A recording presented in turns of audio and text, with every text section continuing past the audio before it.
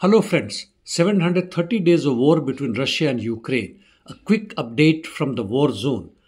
In south on Kherson front, Ukrainians' pocket of resistance continue, which is at northern part of Krinky bridgehead, where there are close to 35 to 40 Ukrainian troops. There are another 200 Ukrainian troops as informations coming down in the Dnieper River zone from Zobich to Frolov Island. On Zaporizhia front in Orikho sector, the Russian offensive operations to penetrate into Robotyne and establish foothold continuing from the south and western outskirts. Similar effort towards Verbov continues, where they have advanced almost 700 meters in the northwest direction. Rimivki salient, no significant changes. In North Kupiansk front, Russians advanced little bit towards Sinkivka, while in Liman direction they advanced towards Terny, and now the distance from the Terny is only 1 kilometer. In east on Bakhmut front, Russians advanced on Krasnoye and Klishivka direction. On Avdiivka front, powerful offensive operation by the Russian army is continuing towards Lastochkina and all along Nevelsky-Pervomaisky direction.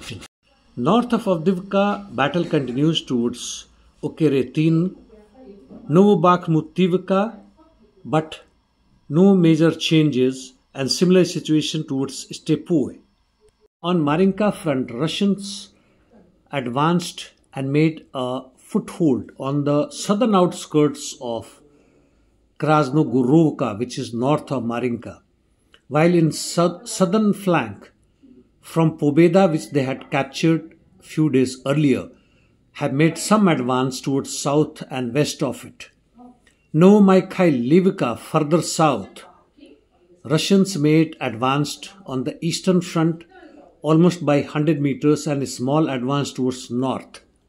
In west of Marinka, that is towards Zorzivka, fight is continuing, where Russians made some small gains.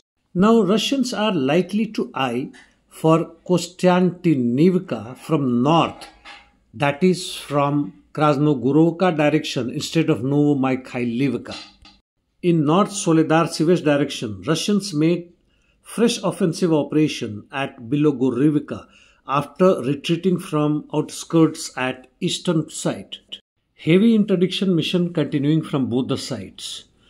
Palestine Israel Middle East in North Gaza, IDF launched fresh raids inside the city, while in southern side IDF probably ended up its operation inside Khan Yunis, and on Lebanon border cross-firing / shelling continuing. IDF struck outskirts of Damascus, while US launched attacks on Houthis in Al-Hodada.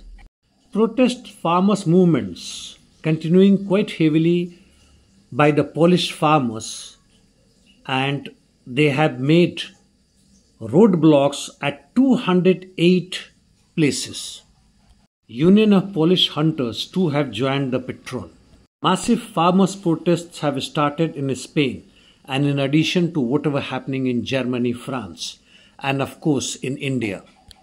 Elena Panina, director of Institute for International Strategic Studies, has said that it was British submarine which staged a sabotage on Nord Stream gas pipeline, and this, as per her, was in knowledge of Liz Truss, the then Prime Minister of UK.